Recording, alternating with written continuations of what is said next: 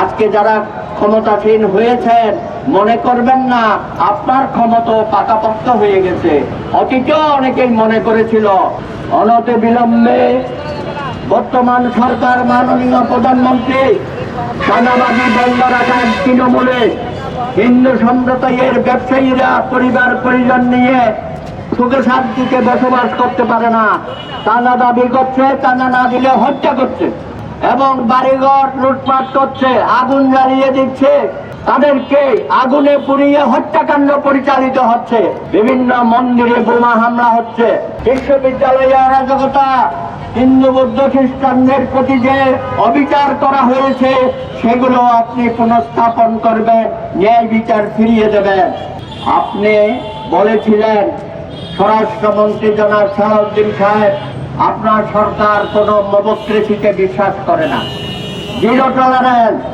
কিন্তু আমরা কি দেখছি গত এক মাসে মনীন্দ্রবাবু এখানে প্রত্যেকটি ঘটনা উল্লেখ করেছেন, এগুলোই হচ্ছে ডেমোক্রেসি। সারা বাংলাদেশে এখনো ডেমোক্রেসি চলছে এবং এই ডেমোক্রেসির মধ্য দিয়ে ধর্মীয় সংখ্যালঘু সম্প্রদায়ের উপর নানা রকমের অত্যাচার নিপীড়ন হচ্ছে।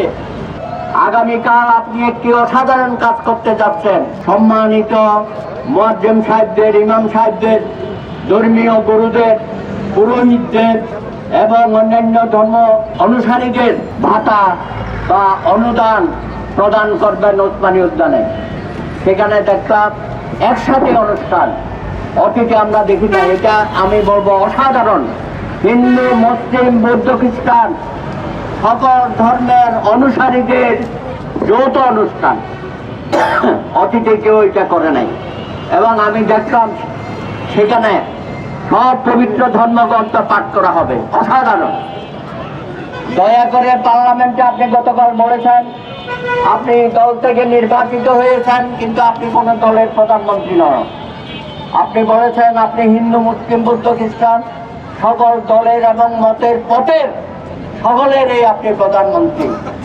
দয়া করে আমরা প্রশ্ন করি গতকাল কেন শুধুমাত্র একটি ধর্মগ্রন্থ পাঠ করা হলো, অন্যদের প্রতি বিমাতাসুলভ আচরণ করা হলো? দয়া করে এইসব বিষয় আপনি দ্রুততম সময়ে হস্তক্ষেপ করবেন। আপনার সামনে গতকাল ডেমোক্রেসি হয়েছে, পার্লামেন্টে হয়েছে না? জামাতা, এনসিপি তারা যখন জাতীয় সঙ্গীত পরিবেশন করা হচ্ছে রাষ্ট্রপতি আসার প্রাক্কালে, তখন সেখানে তারা বসেছিল। এই মৌলবাদী জঙ্গি গোষ্ঠী তারা আমাদের জাতীয় সঙ্গীত এবং জাতীয় পতাকার প্রতি সম্মান প্রদর্শন করে নাই। আমি মনে করি তারা রাষ্ট্রদ্রোহ অপরাধ করেছে, তাদের বিরুদ্ধে রাষ্ট্রদ্রোহে অপরাধে বিচারের সম্মুখীন করা হয়। 54 বছর ধরে আমরা দেখেছি অনেক সরকারের ভালো ভালো কাজ সর্বোচ্চ পর্যায়ে দেখভালের অভাবে নষ্ট হয়ে গেছে, সেই ব্যাপারেও কোনো সরকার কোনো ভূমিকা রাখতে পারে নাই। এই যে হত্যাকাণ্ডগুলো হচ্ছে, এই হত্যাকাণ্ডগুলোর বিরুদ্ধে কোনো ব্যবস্থা আপনার সরকার নেয় নাই। আইন শৃঙ্খলা বাহিনী নীরব ভূমিকা পালন করছে, প্রশাসন নীরব ভূমিকা পালন করছে।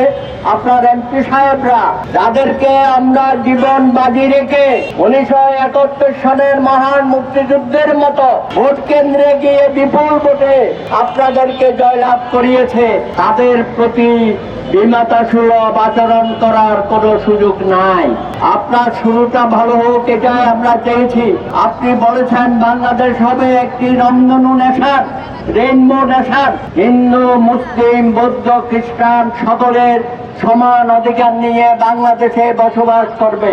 এই দেশকে হবে বিশ্বাসী এবং অবিশ্বাসী এবং সংশয়বাদী, পাহাড়ি, আদিবাসী, সমতল সকল মানুষের সমান অধিকার বাংলাদেশে আপনি নিশ্চিত করবেন। গতকালকেও আপনি পার্লামেন্টে আপনার ভাষণে এইসব কথা পুনরাবৃত্তি করেছেন। আমরা আপনার উপর রাস্তা রাখতে চাই। তরুণ বয়সে অর্থাৎ 60 বছর বয়সে আপনি এখন প্রধানমন্ত্রী, আপনি ছুটে বেড়াচ্ছেন। এই কদিনের মধ্যে আপনি বাংলাদেশের আনাচে কানাচে ঘুরে বেড়াবেন। আমি প্রথমে বলবো বিগত সরকারের আমলে যারা নির্যাতিত হয়েছে, নিপীড়িত হয়েছে, সেই সব সন্ত্রাসীদের বিরুদ্ধে ব্যবস্থা নেবেন। অনতিবিলম্বে তাদেরকে বিচারের মুখোমুখি করবেন। আমার ভাইয়েরা যারা শিক্ষক, অধ্যাপক, হেডমাস্টার, প্রিন্সিপাল, যাদেরকে জবরদস্তিমূলক চাকরিচ্যুত করা হয়েছে, স্কুল কলেজ থেকে বের করে দিয়েছে, বিশ্ববিদ্যালয় থেকে, তাদেরকে আপনি পুনর্বহাল করবেন সসম্মানে। যে সমস্ত আইন শৃঙ্খলা বাহিনীর সদস্যদের আপনি বের করে দিয়েছেন, তাদেরকে পুনর্বহাল করবেন, চাকরিকে পুনর্নিয়োগ দেবেন। কোহিনূর বলে একজন পুলিশ অফিসারকে এত বছর পরে আপনি পুনর্বহাল করতে পারবেন, আর হিন্দু বৌদ্ধ খ্রিস্টানদের কি অপরাধ? অবনতি বিলম্বে তাদের পুনর্বহাল করবেন।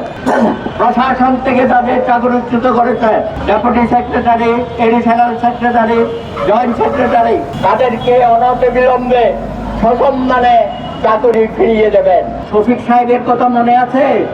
18 মাস যিনি মুখপাত্র ছিল, প্রধান উপদেষ্টা, মনে হচ্ছে উনি প্রধান উপদেষ্টা, উনি বলেছেন গত 1 মাসে নাকি বাংলাদেশে কোনো আন্দোলন হয় নাই, রাজপথে মিছিল হয় নাই। জনাব শফিক সাহেব, ইউনূস সাহেব দেখে যান, হিন্দু বৌদ্ধ খ্রিস্টান ঐক্য পরিষদ এই আন্দোলনের শুভ সূচনা করেছে। আমরা কাউকেও পার দেব না, এটা লাইসেন্স দেওয়া না। বাংলাদেশের জনগণের 71 সনের মহান মুক্তিযুদ্ধের মধ্য দিয়ে 30 লক্ষ শহীদের রক্তের বিনিময়ে যে স্বাধীনতা অর্জন করেছি, এটাই হচ্ছে স্বাধীনতার চেতনা, মুক্তিযুদ্ধের চেতনা। আমরা সকলকে নিয়ে আজকে যারা ক্ষমতাসীন হয়েছেন, মনে করবেন না আপনার ক্ষমতা পাকাপোক্ত হয়ে গেছে। অতীতেও অনেকেই মনে করেছিল। সুতরাং রাষ্ট্রটাকে একটা অসাম্প্রদায়িক রাষ্ট্রে পরিণত করেন, সকল মানুষকে ধারণ করেন, এবং যখন যেখানে যত ধরনের ঘটনা ঘটবে, উগ্রবাদী, মৌলবাদী গোষ্ঠী, সাম্প্রদায়িক গোষ্ঠী, তাদের বিরুদ্ধে কঠিন এবং কঠোর ব্যবস্থা গ্রহণ করবেন।